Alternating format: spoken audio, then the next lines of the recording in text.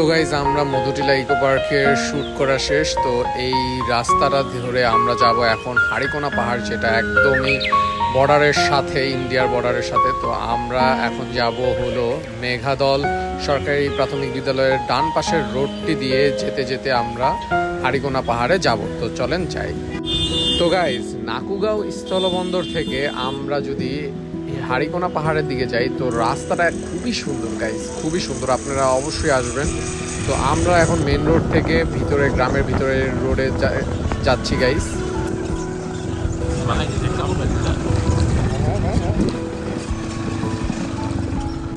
Guys এই গ্রামটাও খুবই সুন্দর আমাদের কাছে লাগছে। তো গ্রামের ভিতরের আঁকাবাঁকা পথ, মাটির পথ খুবই ভালো লাগতেছে। আর এই যে নদীর পাশ দিয়েই যাচ্ছি আমরা।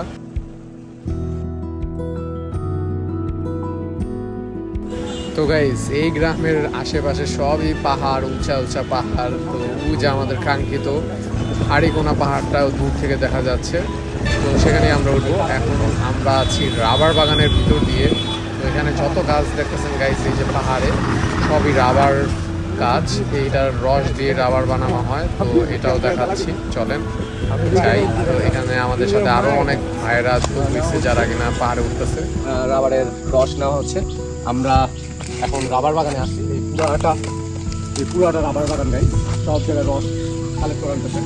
তো এখানে আমরা বাইকটা রস। তো গাইস এই লাস্টের পার্টটা আমাদের বাইকটা আমরা উঠাইতে পারি নাই এই উঁচা জায়গা দিয়ে। তো সবাই ওই দূরে ওই জায়গা দিয়ে উঠে বাইকটা নিয়ে যায়।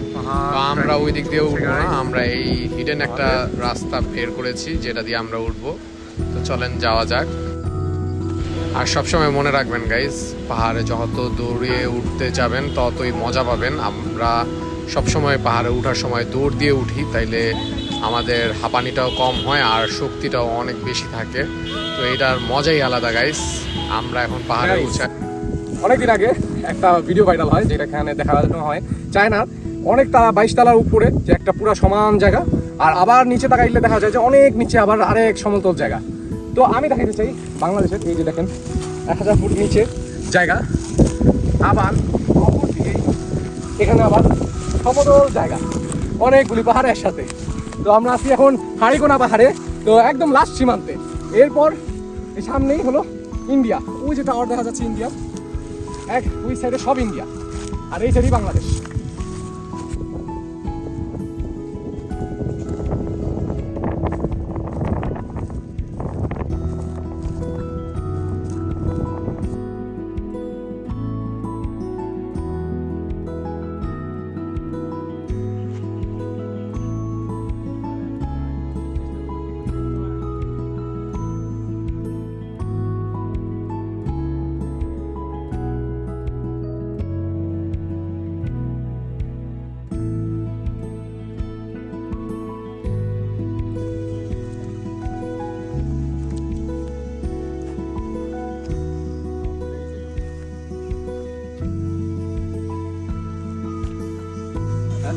গাইস বাংলাদেশের লাস্ট সীমান্ত এটা। তো এরপর এটা হলো হাড়িকোনা পাহাড়ে আমরা। তো এই পাহাড়ের এই সাইড হলো বাংলাদেশ, আর আমার পিছনে হলো ইন্ডিয়া, সব ইন্ডিয়া।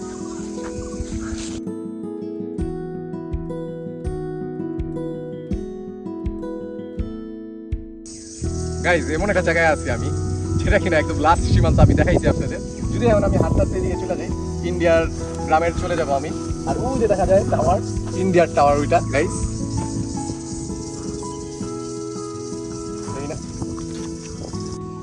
গাইস এখন ইন্ডিয়ার সীমান্তে ঢুকতেছি, এখন ইন্ডিয়ার বর্ডার এটা, ইন্ডিয়ার মধ্যে। এই যে আমি এখন ইন্ডিয়ার সাইডে ঢুকলাম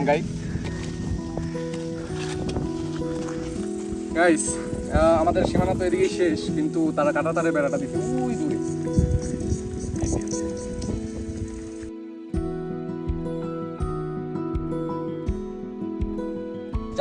যাচ্ছি না গাইস, তো এখন যাচ্ছি হলো নদীর পাড়ে, পাহাড় থেকে ডিরেক্ট নদীতে।